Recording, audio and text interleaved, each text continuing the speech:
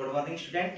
अब हम बात करते हैं पाइपलाइन परिवहन के बारे में। सबसे पहले मैं आपको बताता हूँ पाइपलाइन परिवहन के लाभ। देखो, पाइपलाइन परिवहन एक सस्ता साधन है, परिवहन का सुगम साधन है।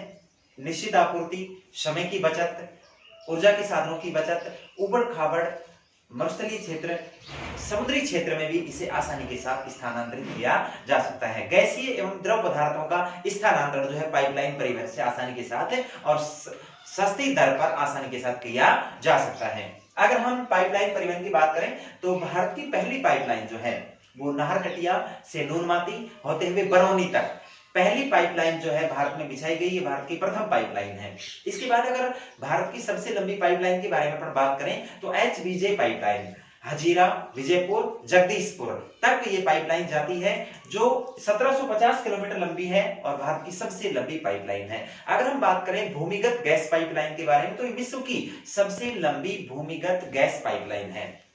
इसके बारे में बात करते हैं जल परिवहन के बारे में। अगर हम जल परिवहन के बारे में बात करें, इसके दो पार्ट मैंने आपको बताए, एक आंतरिक जल परिवहन और एक महासागरीय जल परिवहन। आंतरिक जल परिवहन की बात अपन यहाँ करेंगे। भारत में आंतरिक जल परिवहन के लिए भारतीय देशीय जलमार्ग प्राधिकरण का गठन जो है वो 27 अक्टूबर 1986 को किया गया। इसने भारत में जो जल परिवहन है उनको राष्ट्रीय राजमार्गों की संज्ञा दी। अगर हम सबसे पहले बात करें, इसके प्रमुख 5 मार्ग हैं, लेकिन वर्तमान में छठे मार्ग को और पंजीकृत किया गया है।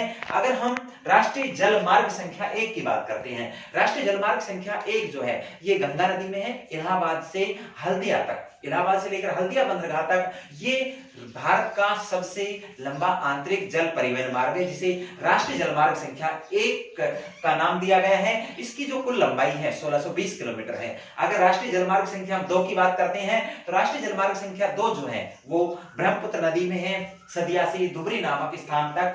यह 891 किलोमीटर लंबा जो ये है राष्ट्रीय जलमार्ग संख्या 2 है। राष्ट्रीय जलमार्ग संख्या अगर हम 3 की बात करें तो केरल में चंपाकार नहर में 14 किलोमीटर लंबा। अगर हम राष्ट्रीय जलमार्ग संख्या 4 की बात करें तो कोल्हापुरम से कोटम तक इसके 168 किलोमीटर इसकी लंबाई है। अगर हम 5वें जलमार्ग संख्या की बात करें तो केरल में उद्योग मंडल नहर में 22 किलोमीटर लंबा आंतरिक जल परिवहन का मार्ग विकसित किया गया है। और नवीनतम जो जल परिवहन है असम में भागा से लखीमपुर तक, ये छठा जल परिवहन जो है जिसे राष्ट्रीय जलमार्ग संख्या 6 के रूप में हम जानते हैं, इसको पंजीकृत किया गया है। तो ये भारत के कुछ आंतरिक जल परिवहन के क्षेत्र हैं जिनमें विशेष रूप से आंतरिक जल परिवहन की सुविधा भारत में उपलब्ध है। आंतरिक जल परिवहन के अधिक विकास जो है वो भारत में नहीं हो पाया।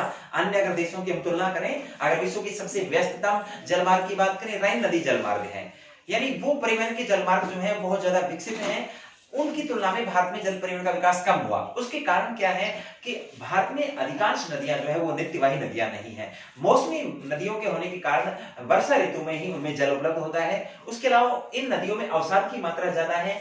नदियां जो है पठारी भाग में जल प्रपातों का निर्माण अधिक करती हैं। ये सारे ऐसे कारण हैं।